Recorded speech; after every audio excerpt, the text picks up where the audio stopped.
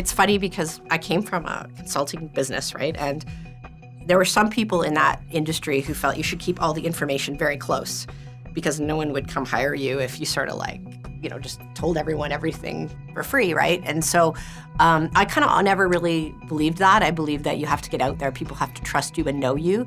We've had entrepreneurs come to us that ARC has looked at to invest in because they know us through the podcast. Investors follow us through the podcast. So I think there's a lot of value to ARC. But also to the research side, it's enabled us to really know these topics and meet people. So it's actually really kind of accelerated, I think, our pace of learning. There's an area we really want to have a podcast on, and then we have to learn about it in order to facilitate that conversation.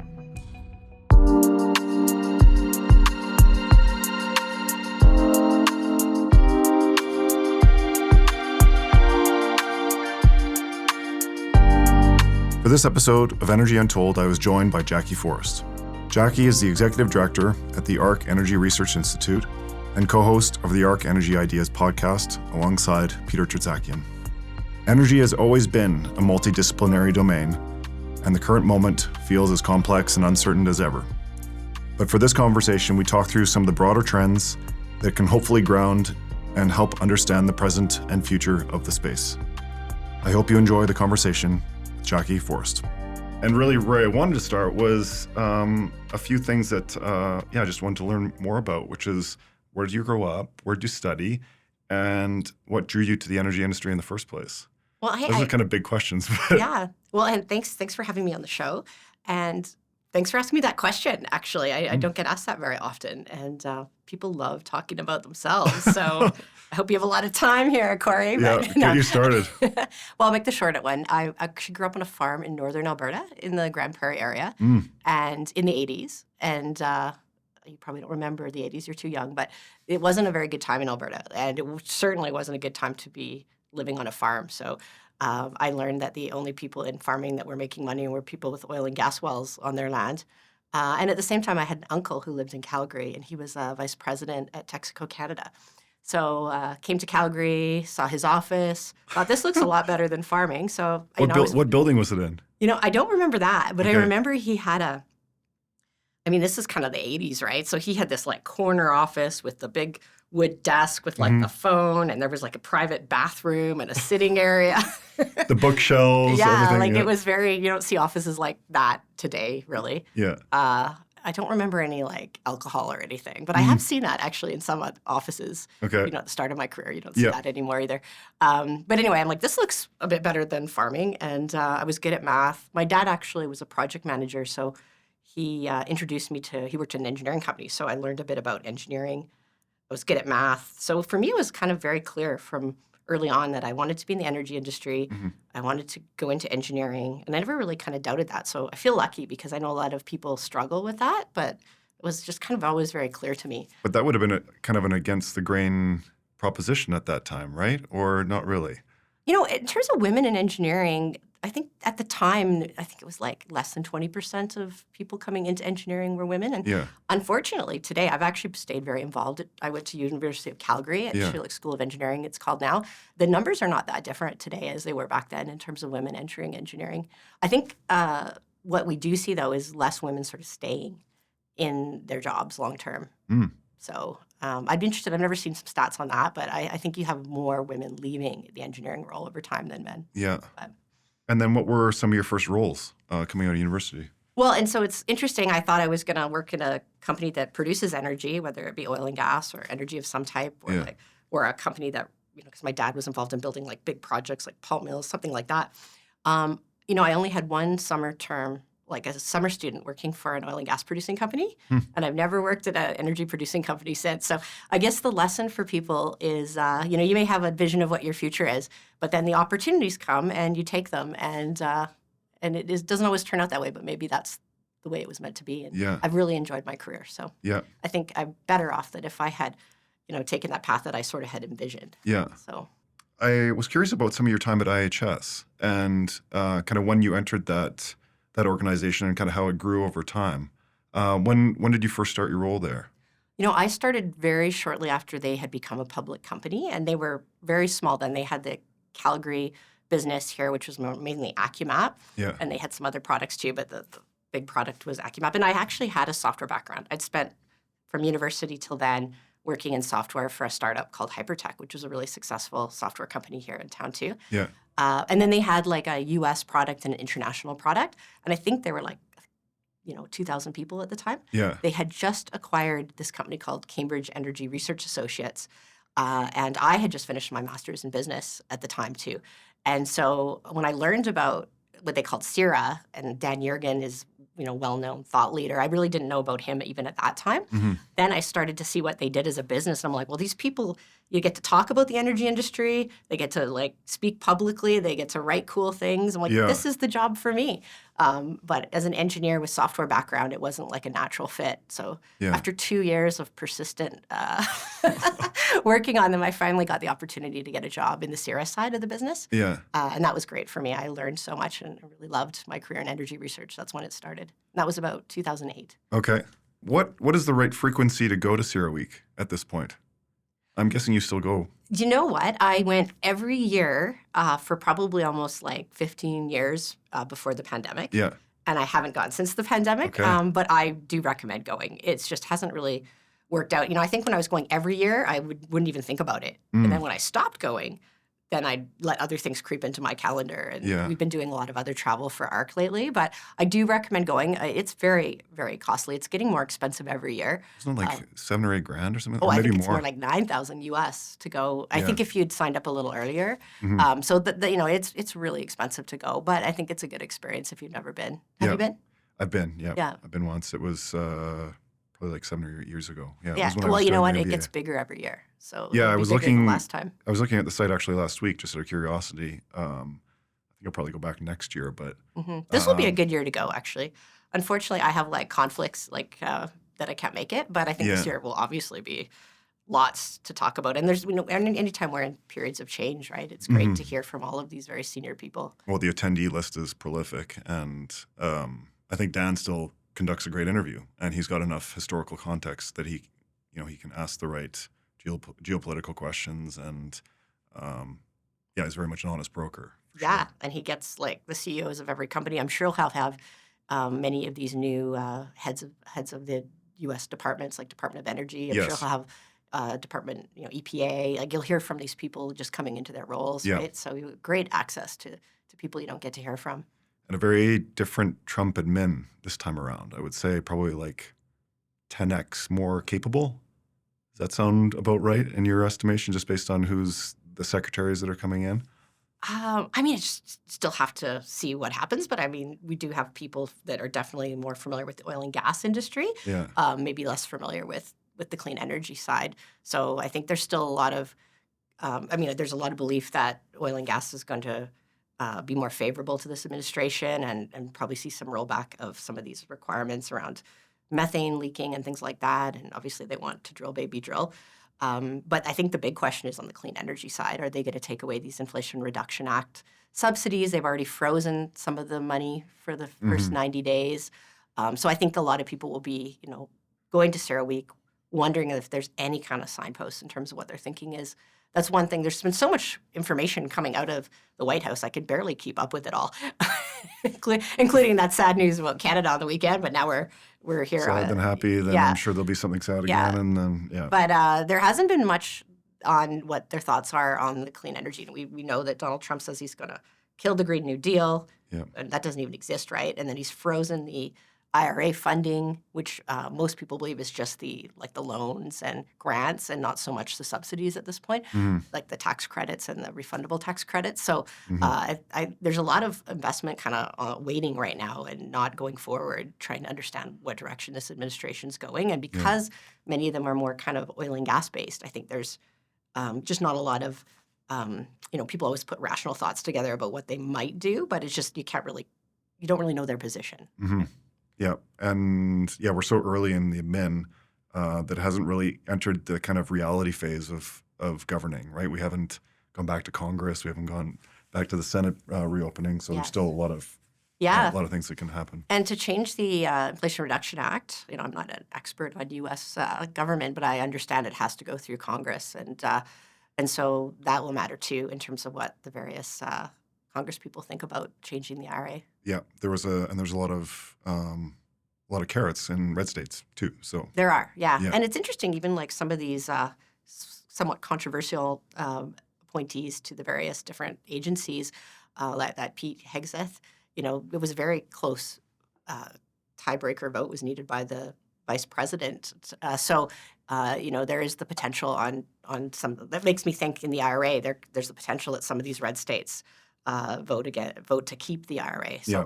I mean, the other thing to mention, though, is there can be some changes through the Treasury Department. So the IRA was written, in many cases, very high level, and then the Treasury Department went and made very specific rules. And I think that's another potential avenue to change these subsidies is, what does it take to qualify them could change through the Treasury Department and not need Congress. So. Yeah. Coming back, I guess, to rural Alberta. Yeah.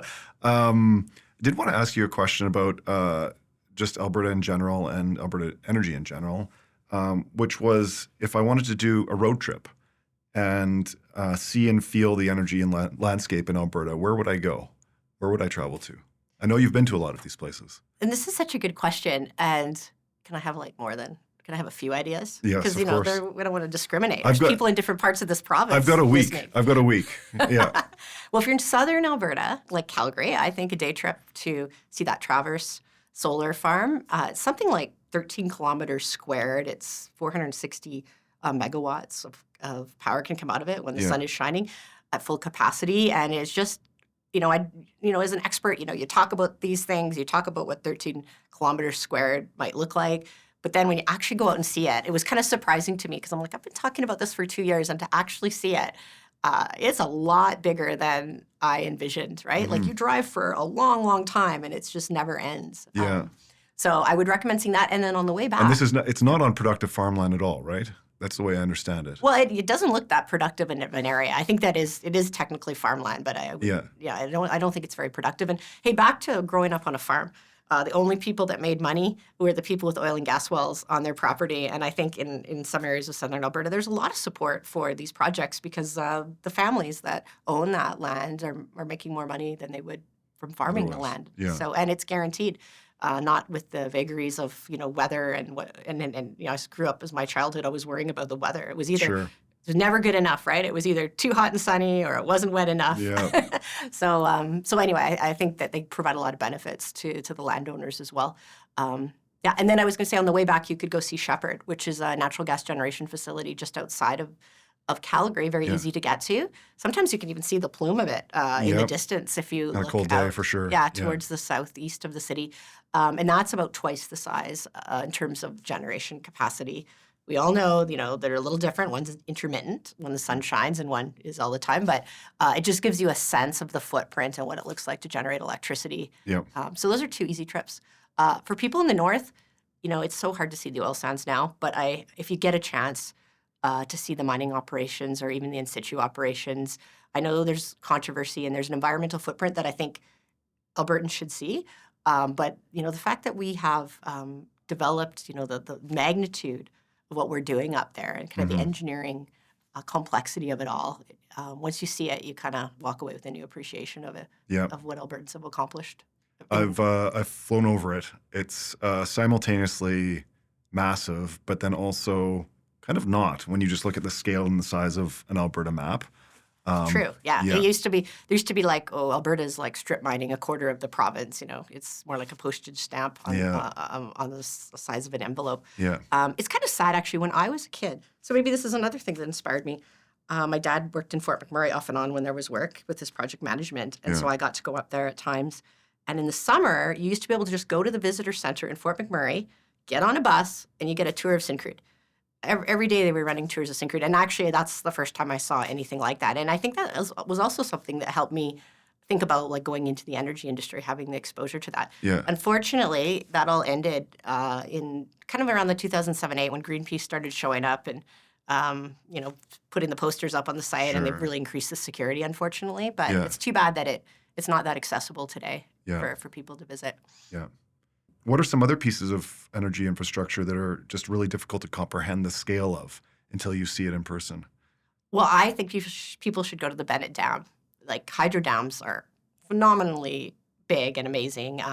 And that actually has a visitor center. It's like a 13-hour car drive from Calgary. Okay. I actually went there as a summer holiday. My dad, takes me to Fort McMurray and to the Bennett Dam. But they do have a visitor center in the summer at the Bennett Dam.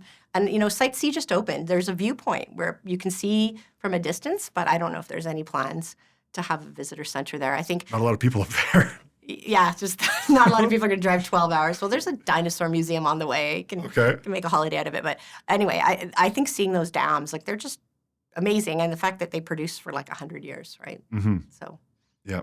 Or more. Probably be producing a lot longer than that, hundreds of years. I need to go to the visitor center just north of Revelstoke at that dam. Is there one there too? There is one there, yeah. Okay. Yeah. Well, that'd be a little closer. And then I guess, pivoting over to ARC, I was curious what your day-to-day role looks like at this point. What's your daily routine? How does the work at the Energy Research Institute fit into ARC as a whole? Just want some more context on that, if you're willing to share. Well, my daily routine probably is not very exciting. It's kind of the same. When I'm in Calgary, pretty much the same every day. I always work out in the morning. Yeah. Get up like very early. Yeah.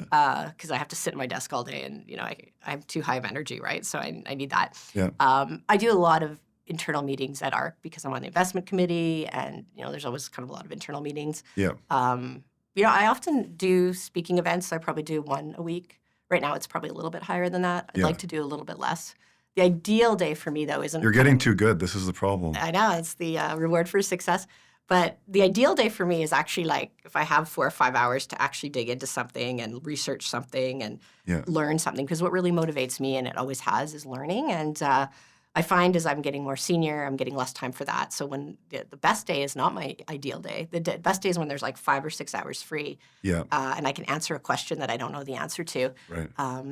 And lately we've been getting a lot of kind of urgent requests. So actually although it's been like the last few months have just been like a bit of a hurricane with all the changes, for someone like me, it's been kind of satisfying because we get a real interesting problem. We can dig into it as a team and have like a way to explain it to people, and people really value that information right now. So in terms of how it fits into ARC, my main job with our research team is to inform the decisions at ARC and the investments we make. Yeah. And we're investing in clean energy and in traditional oil and gas right now. Yeah. And that's my main purpose at ARC, and I really enjoy it. I worked as a consultant doing this type of work for a long time, and when you come up, you're told, okay, study this particular investment or this business idea and make a recommendation, but you never know as a consultant what they do with that, right? Where with ARC, I make that recommendation, we might make the investment or not make the investment, and then I have to live with the consequences of it. Sure. So I found it really rewarding.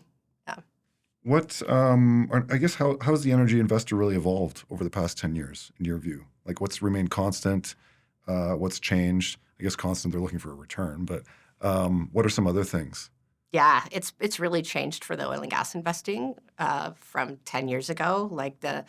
You can see it in the valuations for some of these oil and gas companies. They used to have multiples, which is like how much profit they have over the value of the company. Mm-hmm.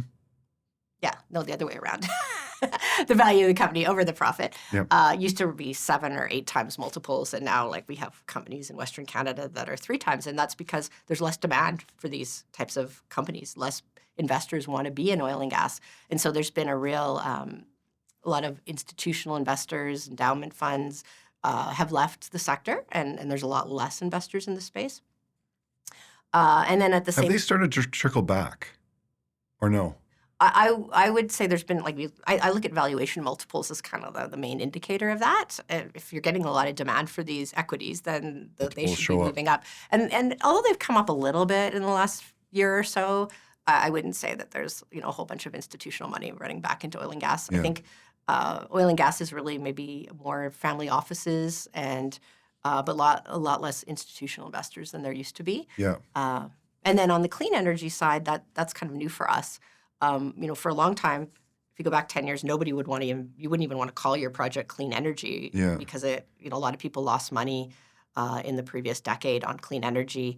And so really it's kind of a very nascent area where there's a lot of people coming into the sector, but Really, institutions like big pension funds don't necessarily have an allocation for clean energy. They don't even know where it sort of fits in their, they have very specific buckets of where they invest. How do you define it?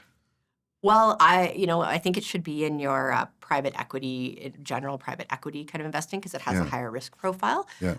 But the problem with that is that. But even just like the types of investments that you categorize as clean energy, because I'm sure there's not really an industry standard around it, right? Yeah, that's a good point. We actually been calling it more energy transition. Okay. But it's anything that's involved with either decarbonization of oil and gas for us, or generating electricity emissions-free or very low emissions. So we really focus on the decarbonization piece. If it meets that criteria of either better than the alternative out there, or like very low energy, then energy transition is, I think, is the term people are using now because people didn't like clean energy because of that previous decade. So we've seen a bunch of the valuations on oil and gas come off. But what's another investment thesis or technology in that time period that seemed like a sure bet but that hasn't panned out or is maybe yet to pan out as quickly? Is there something that stands out? In the clean or energy transition space? Could be either one, yeah. Well, I think with clean energy, we're starting to see a lot of those now. We said this time's different. It wasn't like the previous clean energy bubble. Yeah. I think we're starting to see that some of these things that were really hyped up, are starting to be less interesting to people, and it's because we're coming to the realization that the energy transition maybe isn't going to be pushed forward by policy as hard as we thought. And it's not going to be pushed forward by people, I don't think. Well, that's my own personal view, but anyway. What do you mean by that? Just through people's behaviors. Oh, yeah, people choosing something that's more expensive because it's cleaner. Yeah, exactly. You don't see a lot of that. So we really need to focus on the things that are economically, it's going to be an economically driven energy transition. So I think you're seeing the sector, you're seeing it in the equity markets as well. Energy transition is such a broad set of kind of companies, right? But the ones that are more around electrification, things that are economic today, yes, subsidies help them. They would make them grow faster, but they'll grow regardless. So things like solar, batteries, electric cars, these are things that in the absence of subsidies would still exist and still grow. You're seeing retrenchment more to those types of businesses, where some of these other things that are very high cost and really wouldn't make economic sense without the subsidies, maybe less interest, and I think very difficult to raise capital too. Yeah.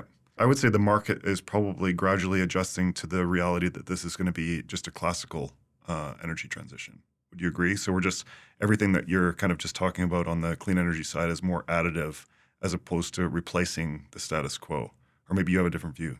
No, I think you're right. Like for you, Peter Terzakian and I have this podcast. I'll plug my podcast, Arc Energy Ideas.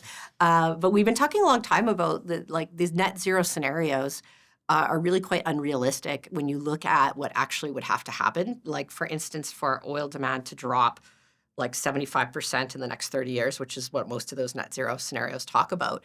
It just seems impossible when you look at the fleet of combustion engine vehicles that are still on the road for 20 years. Yeah. And we've done a whole bunch of modeling to show, like even in an aggressive scenario of electric car adoption and combustion engine scrappage, it's impossible to reach that type of oil demand decline. And that's just the cars. Forget about all the planes that have 30 to 40-year lives. Like all the infrastructure out there that consumes hydrocarbon, it just can't practically be replaced overnight.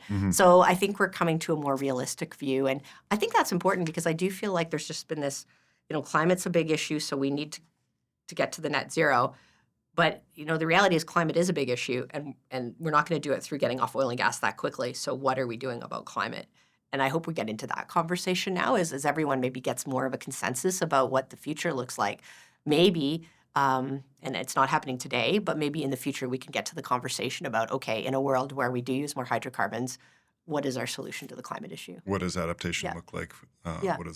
Adapting, maybe sequestering more. I know that because do you think that's a dead end, sequestering, or are you seeing signs that this could actually work? Well, the problem with it right now is that it's just adding cost, right? It doesn't add any extra energy. In fact, it Needs it. in power plants, it's actually kind of a parasitic thing. It's taking energy away from the power plant to run this whole CCS thing. So we need to see everybody do it. So for instance, when the Americans were moving in that direction, they were requiring carbon capture storage on their power plants. I think for natural gas, it was kind of the latter part of the 2030s with the new EPA rules. And even for coal, it was quite soon that they would need carbon capture storage. Now, if they're rolling that back, and we have to compete with them, and we have to have energy costs that compete with them. So, I can't see Canada being competitive if we require carbon capture storage right away when they don't. So, it's definitely, I think it's still a needed thing, but I think everyone has to, all the competing countries need to do it, and I'm not sure how possible that is. Yeah. So I guess going back to a lot of these 2050 scenarios, as the IEA has become politicized over time, who are the honest brokers for energy data analysis and forecasts? Or who are the best ones at this point?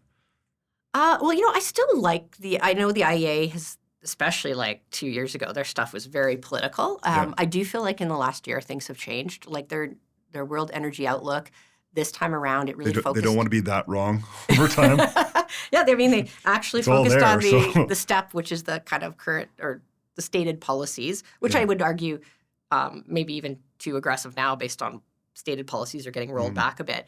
And they were quite good in terms of explaining it all in a much more balanced way. So I feel like they got some of the messaging and of the complaining that's been going on in the last few years. Yeah. The interesting thing is, my understanding is part of the reason they had become so political was pressure from the U.S. government, the Biden administration, and they're big funders of the IEA. So it's kind of interesting to me now over the next 4 years if the messaging changes out of the IEA. But, or maybe it gets defunded. Yeah, that's true. That could be one of the things that's going on, right? Because it's, I think the U.S., all energy importing countries pay for it, but I think the U.S. is a big contributor to it. So, but I do think the IEA is great because they do have, when you take the politics aside, there's really great data and information that's accessible and not that expensive, so everyone can access it. True.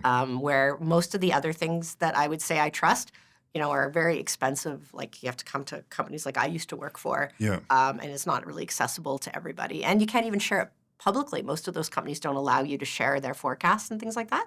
So I think the IEA still plays a really important role in providing a data set that everybody can look at and understand. And at least have a debate around. Yes. Yeah. We are both fans of Rob West and Thunderset Energy.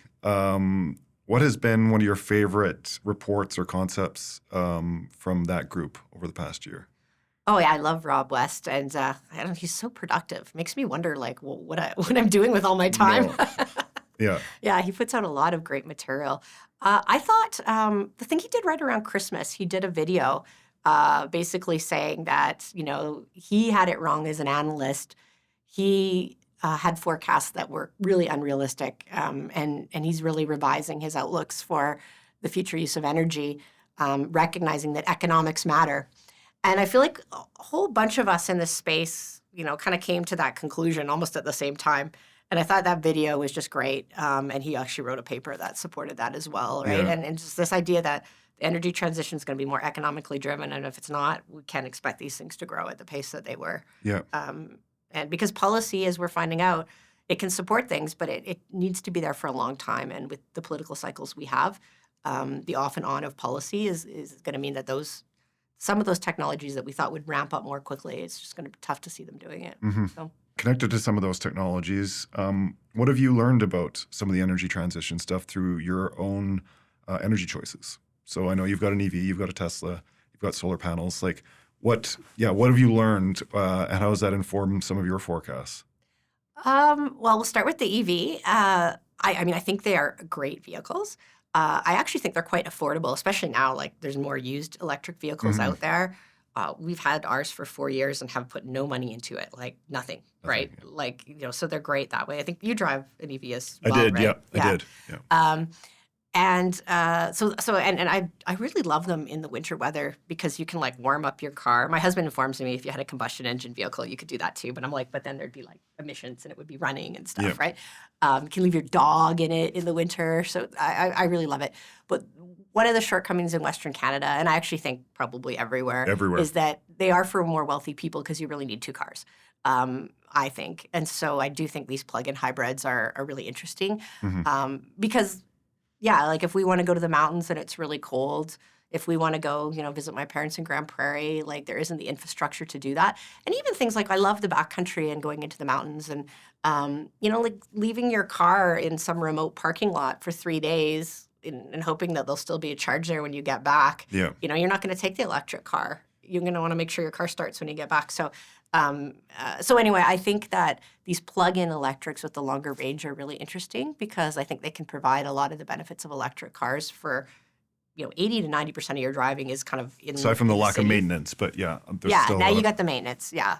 and sort of that. So anyway, but I think they're great products. Yeah. And then with the solar panels, yeah, that's been a good experience. Like, I think everyone should get solar panels. Unfortunately, it solves so many problems with the fact that we're going to grow more in our electrification. It reduces the need for building up distribution infrastructure into communities as we use more electricity because we can generate more within the communities.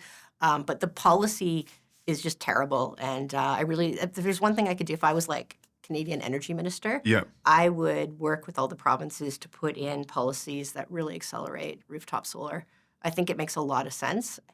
And the economics really work, but we just, like in some provinces, we don't have net metering even, right? If you don't have net metering, there's no point in doing it. So net metering is when you get a credit. So when you overgenerate in the summer, you get a credit and you can use that in the winter. And so that pretty much means I don't have to pay a power bill.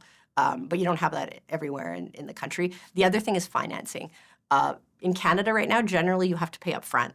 And that's a lot of money for people. So the Americans, it's much better. You can actually just say someone will come and say, I'll just replace your power bill with a bill from me, and they never have to put upfront money in. Yeah. The other thing that I know Edmonton is trying is not tying the capital cost of the solar panels to your personal finances, but to the home, so that if you sell the home, the liability associated with those solar panels stays with the house.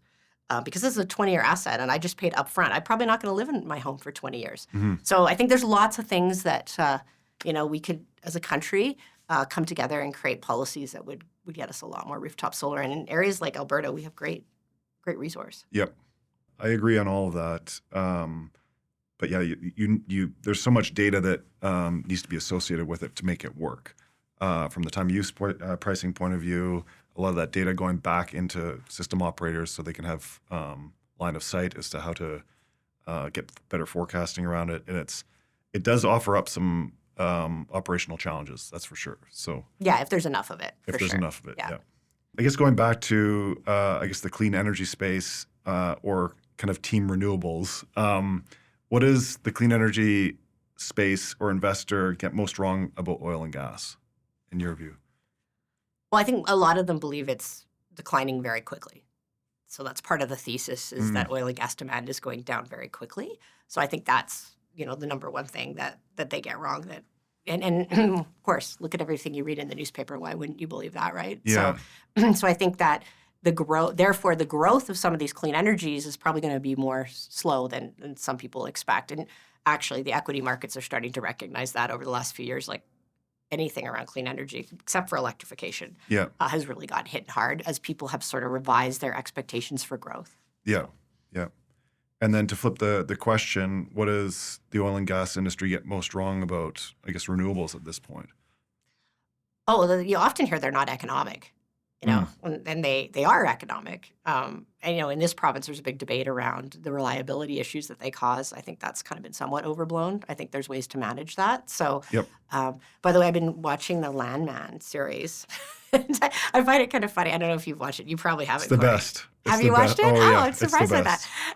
But they have some explanations of clean energy that are just so classic. Yeah. Like the windmills, there's more energy that goes into them than that ever comes out, which is not true. But anyway, yeah, I think there's not enough acknowledgement that these technologies work. They're economic, and even electric cars, and not a lot of experience either. Like they never actually try these things, but they already think that they don't work. But have a strong point of view. Yeah. What's an industry that we don't typically associate with fossil fuels, but are completely reliant on them? And it's kind of impossible to imagine modern civilization without. Well, I would hope people know when they're flying around that they're using fossil fuels. Yeah. But I kind of wonder that at times when Yeah. people show up at these UN meetings and on their private jets, that they don't sort of connect their own personal actions to the climate issue, right? So, I mean, honestly, like we've been having this discussion recently because of all of this tariff war stuff.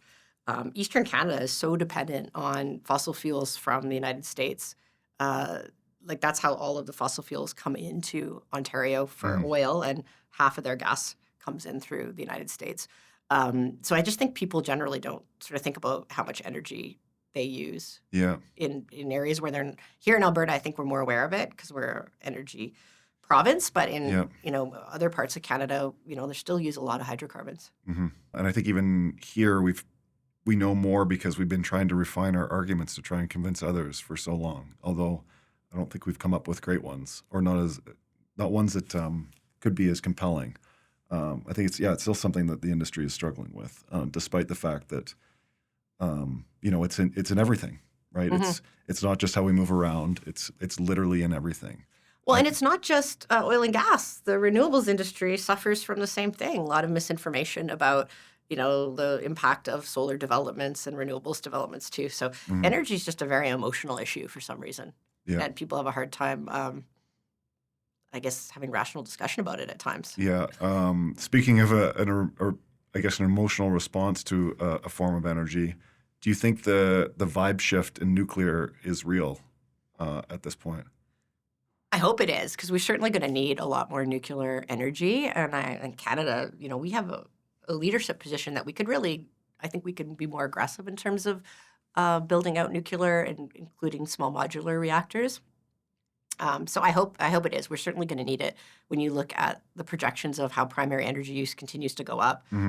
Nuclear's one. I still have real high hopes for fusion one day too, which has a lot less downside in terms of the risks and things like that. Yeah. We're going to have a podcast on that soon. Oh, cool. Update on fusion energy. We had one several years ago, so there's been a lot that's changed there. I know it's still decades off, but I think that would be when you think about achieving low carbon scenarios, technologies like that, if they could be developed, then they would be much more obtainable, I think.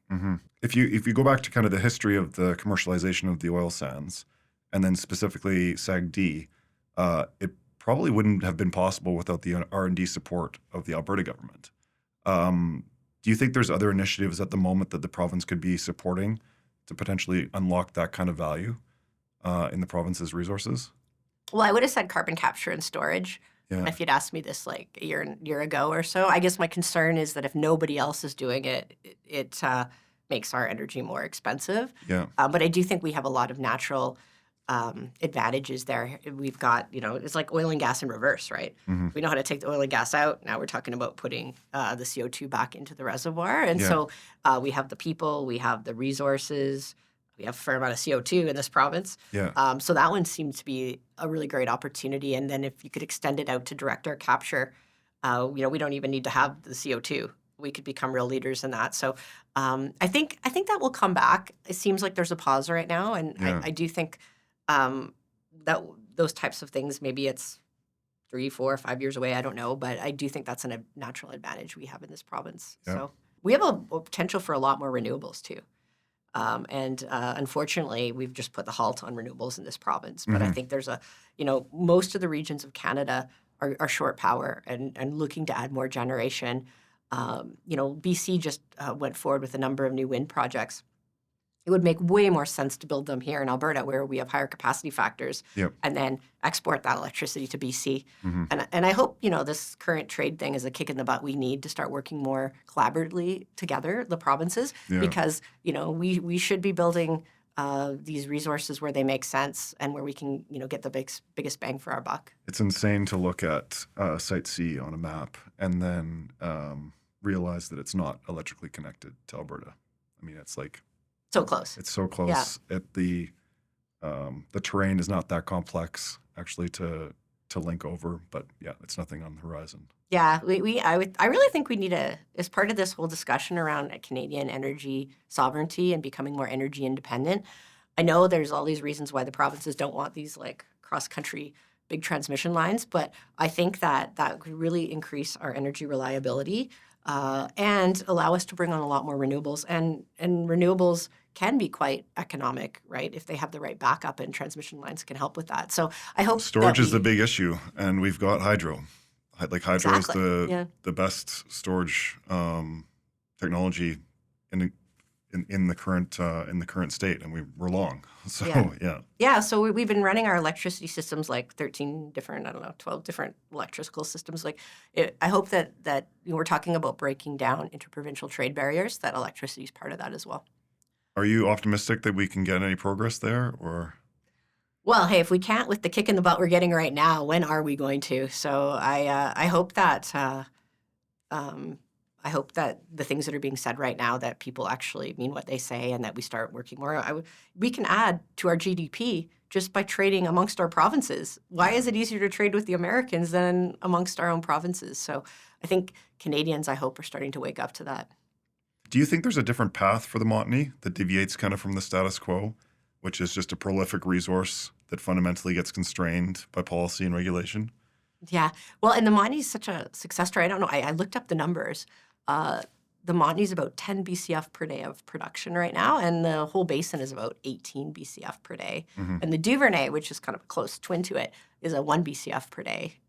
So it's a big part of our natural gas resource today. And there's a study by McDaniels that said at current production rates, if you look at what the potential of the resource is, it could be producing like that for 170 years. So for sure, it could grow a lot more. And it is low cost. I mean, look at these producers over the last, if we go back 6 months, I mean, we've had prices in Alberta like $1 Canadian per gigajoule. Yeah. And that's like almost for free. And it's not, production isn't declining. So I think this might be one of the lowest cost gas resources in the world. So yeah, I think there's the potential to grow it. And again, we're having conversations in this country that I didn't think were possible 3-4 months ago about potentially trying to move more of our gas away from the United States towards Asian markets. We have LNG Canada starting up, phase 1. But if you look at phase 2 of LNG Canada and all the, there's still about 2 or 3 other proposed projects, plus the 2 others that have final investment decision that are smaller. Yeah. But there's about 4 BCF per day of additional export capacity that we could, if the country decided we want to fast track some of this stuff. Yeah. There's people behind these projects, companies behind them. I think that could happen. Would not actually take that much time if we were serious, right? Yeah. Like, these are projects that have already been in the environmental review project process for several years. So, I think there's the potential for us to really become a big player in LNG. Now, there's a bit of a glut of LNG on the global markets coming on, so maybe we're not getting our timing perfectly right. But by the time these projects actually start shipping gas, that might be the right time. And I do think that buyers value diversity. So if Canada were actually to prove to Asian buyers that we were going to be able to deliver molecules, I think there'd be a buyer for them. Yeah. It seems like such a natural fit, particularly with South Korea, with Japan, that there's something there where there's, opportunity for long-term contracts. We're a good ally. It just seems. And here's the other thing. LNG Canada was a $40 billion investment. Like, think about that in the context of our economy. And that was just 1.8 BCF per day. So we're saying there's another 4 kind of sitting there. And I think that was like the upstream and the pipeline and the facility, the whole kind of thing. But these are massive, massive investments in our economy. Is BC gradually changing their point of view on that development, do you see, or? I hope that this conversation around energy sovereignty and helps with that. Yet to be seen. I'm hopeful, though, that there'll be some changes there. I guess connected to this, do you, in the year, let's say 2035, do you think the U.S. has kind of an increased share of our exports or decreased? It seems like if we're serious, it should be lower. At least we should have the optionality for it to be lower.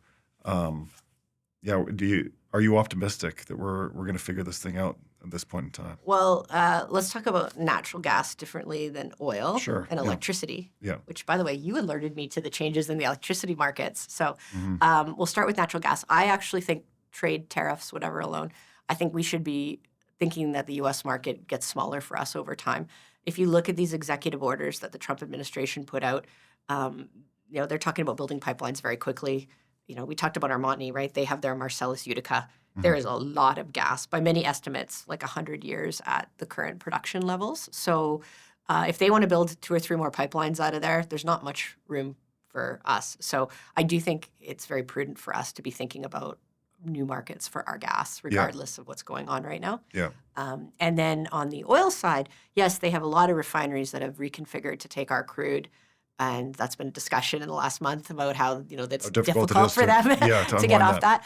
But I don't see that growing very much. They're awash in light crude. So I don't see a bunch of refineries reconfiguring to take Canadian heavy crude in the future. So, to the extent, and I don't know that we are going to grow our oil production, but to the extent that we want to, I don't think the U.S. is a growth market for us. Yeah. And that's where I think expansion of the Trans Mountain Pipeline probably is a better way of thinking of it if we were to grow our production. And, companies aren't growing production very much right now, but if that were to happen, I think finding new markets should be our goal. Yeah. In fact, I think this episode is showing us that regardless of growth, we need new markets to create optionality. Just optionality, yeah. I wanted to talk about ARC Energy Ideas for a little bit. What has been, how many years has it been now? Like over 6. Jeez. Yeah, I think we're going to be at 7 pretty soon. Okay. What's your process for booking the show and I guess deciding which topics to kind of tackle next? Yeah, it's not as organized as you, Corey. I'm just going to let you know it can be quite ad hoc at times, but it changes depending on how dynamic the situation is. So right now, we've been not booking too far ahead because the news flow is changing, and if we get a guest that's kind of talking about something that that is not on people's minds, then it's kind of not good for them or us, right? Yeah. So we're kind of a little bit more only booking out maybe a couple weeks in advance now, but normally we probably book out 2 to 3 weeks in advance. Okay, wow. Okay. Yeah, sometimes we get one that's kind of way out there if it's someone that that's hard to schedule. Yeah. So yeah. And then historically, what are the most downloaded episodes and kind of most popular guests? Right. Well, it's funny, and maybe you notice this too. When you put out an episode, it actually gets more downloads over a year later. You'll still be getting downloads on something. Yeah. So the really old ones have an advantage over the most recent ones because they've been out there longer and they've just had more downloads. So people like Dan Jurgen, always get lots of listens to those. Blake Schaefer, actually, Alberta power market expert at the University of Calgary. He always gets, we always get a lot of downloads. He's got a lot of people that follow him. He was one of our top downloads this year. The other thing is when we hit the timing just right, we did one on the greenwashing legislation right when it came out. That one got a lot of downloads because people were really interested in that information. Yep. And the one we just did a couple weeks ago on the impact of tariffs on the Canadian oil and gas industry got a lot of downloads as well. Yep. So sometimes it's not about the guest. In fact, some of our higher download ones are just Peter and I, but it's about answering a question that's really on people's minds at that Something time. Topical that people know, you guys know a lot about. Right. Yeah. So you get more people downloading those because they're looking for that information. Yeah. How does hosting the show actually inform your work back to ARC? Right. As opposed to, Yeah. Well, it's funny because I came from a consulting business, right? And there were some people in that industry who felt you should keep all the information very close because no one would come hire you if you sort of just told everyone everything for free, right? And so I kind of never really believed that. I believe that you have to get out there. People have to trust you and know you. It's kind of like the open source debate. Yeah, for them to, if I know and trust you, then I'm going to give you business. And if I think you're good, then I'm going to give you business. So there is that fundamental debate. So the podcast is great because it helps us increase our brand and franchise. We've had entrepreneurs come to us that ARC has looked at to invest in because they know us through the podcast. Mm-hmm. Investors follow us through the podcast. So I think there's a lot of value to ARC. But also to the research side, it's enabled us to really know these topics and meet people. As we moved into clean energy, 5 years ago, more as a way we were going to invest, create relationships with people and invite them on the podcast and get to know them better. So, there's been a lot of value, I think, for ARC, and I've enjoyed it as well. And the other thing it forces me to do is learn if a guest is coming on fusion energy, well, then I better learn a lot about fusion energy to prepare for this. But as you know, I love learning. So it's actually really kind of accelerated, I think, our pace of learning by, there's an area we really want to have a podcast on, and then we have to learn about it in order to facilitate that conversation. Who are some of the dream guests at this point? Oh, dream guests. I don't know. It's funny. We don't always target really, really senior people. We just target people that are knowledgeable in their space. And so I don't know if I have a dream guest list. Okay. I have to think about that. We really should have one of those. Guess so, yeah. And I guess finally, I've got a series of kind of questions that are a little bit all over the place. Okay. Do you want like the rapid answers? No, not necessarily. Okay. No, but they're a little bit disjointed. But is there an energy-related historic event more people should study to kind of help understand the present moment? See, I work with Peter Terzakian, so because of him, I know about all these historic events. There's so much to be learned from history, and Peter's really taught me that. He's actually got his Energy File Stories, which goes through, and maybe, do you guys have show notes? You could put a link to those, because for people that don't know about them, he's got them in audio too, because nobody likes to read anymore. Yeah. But he's actually got historical stories around energy, and there's so many things like, that are repeating history, right? Like he has the story of when the combustion engine vehicle took over from the horse, and some of the things people were saying about combustion engine vehicles, like they're dangerous, and the smear campaigns that were going on. It's not so different from today, right? Yeah. So human behavior is similar. Yeah. I think the other interesting thing is, like in the UK, they tried to shut down coal forever, and they never were successful at it. And then it took like a major issue where there was like terrible pollution and people were dying before they actually got serious about regulating coal emissions. So I think that just shows you how hard it is when energy is cheap, it's really hard to stop using it. And it has to get to the point where people are literally choking to death before policy comes in and stays there to sort of change the energy transition. So I think we can learn a lot from history in terms of how hard it is to get off clean or cheap energy, and kind of be more realistic about what our plans are to transition to cleaner energy, thinking about kind of those realities, right? I mean, we still use more coal today than we ever have, pretty much. Yeah. So people thought coal was dead, hundreds of years ago. Yeah, I don't think that's still widely intuited, right? It's from a market share perspective, it's less, but the outright level is higher than ever. And that links back to this idea that, I think it's very, very likely we're just in this classical energy transition. Everything is additive. Yeah. How do you use ChatGPT for your day-to-day work, and in what ways is it most surprisingly useful? I'm glad you asked that, because I'm like addicted to it now. The other day, I don't know, we were doing server maintenance, and it wasn't working. Yeah. And then I realized like how often I use it and it was like kept giving me the message that it wasn't working, and I was like, And we actually have Copilot, but I don't find it nearly as good for the general research questions. I don't know why, because people say it's the same, but it really doesn't work as well for us. But I use it all the time. It's really accelerated my our research.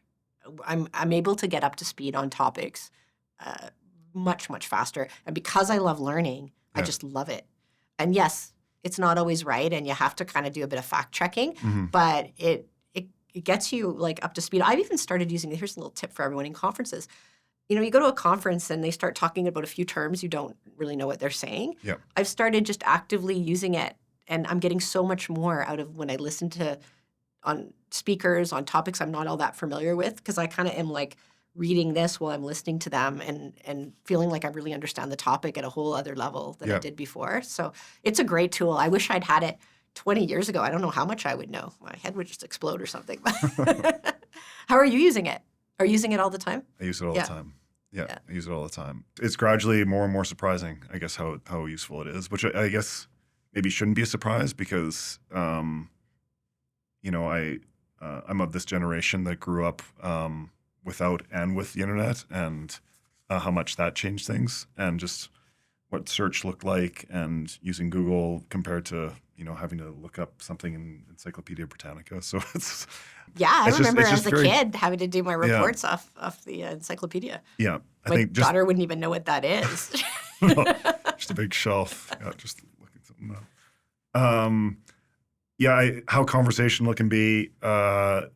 It's become, even just the past 6 months, become so much more credible. You definitely had to fact check a lot more 6 months ago, but now it's like kind of pretty bang on a lot of stuff. So Mhm. Even unit conversions. The other day I was like, oh, I'm too lazy. I'm like, how do you convert, this amount of gas, Canadian dollars per gigajoule to yeah, MMC or MMBTU? yeah, I forgot the factor or whatever. I'm like, "Phew, it just did it like that." Like, yeah. Things are gonna get weird. Yeah. When you interview job candidates, what is your favorite interview question? that is I usually like to ask them questions to check their ability to solve problems. So, hey, if anyone ever gets an interview with me, be ready for this one. But like, Sure. I'll be like, if I had to figure out what natural gas demand in the Chicago area would be next year, what are the different things that I would need to consider? Hmm. I want to like see that they don't always have to get it right, but they kind of like put together the different pieces Yeah, of information they would need to solve a problem. yeah. And some people can do that and some people can't. And you've found that that's been a really good signal, I guess, over time. Like Yes. yeah, Yeah. Yeah. I'll usually have quite a few of those types of ones and just understand how they kind of logically look at a problem. yeah. Over the past 50 years, oil and gas has really transformed from hero to villain. Do you think in our lifetime it'll become a hero again from a narrative point of view? I think it's probably, I mean, we're all going to need it, just like coal, right? But coal never really became a hero again. So I think, I think people are going to want to get onto clean energy. Climate, the pendulum may kind of gone away from climate for now, but Mhm. I think it's going to come back. And I think there'll still be a real desire to get off hydrocarbons and get onto cleaner energy sources. And, if I go back in time, it wasn't about climate when I was young, but it was about there's only so much oil and gas in the world, and we need to get onto clean energy because it's going to run out. It's a finite thing, and it is a finite thing. Mhm. So I think there's always going to be a desire, I think, to get onto renewable things that don't have finite amounts. Yeah, on the combustion side, 100%. My personal view is actually there's a good probability that it pivots back to hero again once we realize how ubiquitous plastics and petrochemicals and how useful that is. Yeah, that's true. In daily life. And we were talking about carbon capture storage, which seems to be drifting a little bit less popular now. But if we could find a way for carbon capture storage to be economic on its own, not just a cost, and there's the ideas of using the CO2, using the carbon molecules to build graphite, and like we can build anything with these things. So maybe that's another way. I just want to throw that in to kind of create some of these other technologies to make them economic in the absence of subsidies that just pay for them as a cost. Yep. And then my last question. You have conversations all the time with business leaders, investors, regulators, government. What has been the most effective way for well-informed citizens to be heard and then have their views better integrated into the political process so we can actually get some better policy? So like just average citizen, not people that are in business, Even, things like that. Exactly. Even people like me. How do I get my point of view at least heard in a way that can improve decision making? Yeah, it's interesting because the Conservative Party of Canada now is talking about they want people on the doorsteps to be talking about these issues, and I think it's hard sometimes to get people interested in talking about energy. So I guess I would just kind of question if people are thinking and talking about energy and wanting to talk to their policymakers about it. I mean, I don't know that that's happening enough in this country. Yeah. Maybe this wake-up call right now about our energy security and a bit more knowledge about where our energy comes from will help Canadians kind of think of this as an issue that's important for them. Yeah. I think that there's definitely been the climate has been an issue, and it's polled very highly, especially in the last election. It's not polling as highly now, right? But I think thinking about energy more broadly as not energy security, affordability, climate being there, but it's one of a list of things that are important to people. So I know I didn't really answer your question, but I think I'm perplexed about how to kind of get the average person even kind of thinking about energy more. Got it. Okay, we're going to continue thinking about this one because we want to raise the IQ, the collective IQ of the country, and then also the political class. So. Well, and the one thing that's made me just really engaged with energy, I was always engaged, but generating my own power on my home, like I've really love doing that, love seeing the numbers, and I think rooftop solar and things like that can really kind of get more people understanding our energy systems. Get it more tangible to folks. Great. Yeah. Thank you so much for taking the time. Thank you. This was great. Yeah.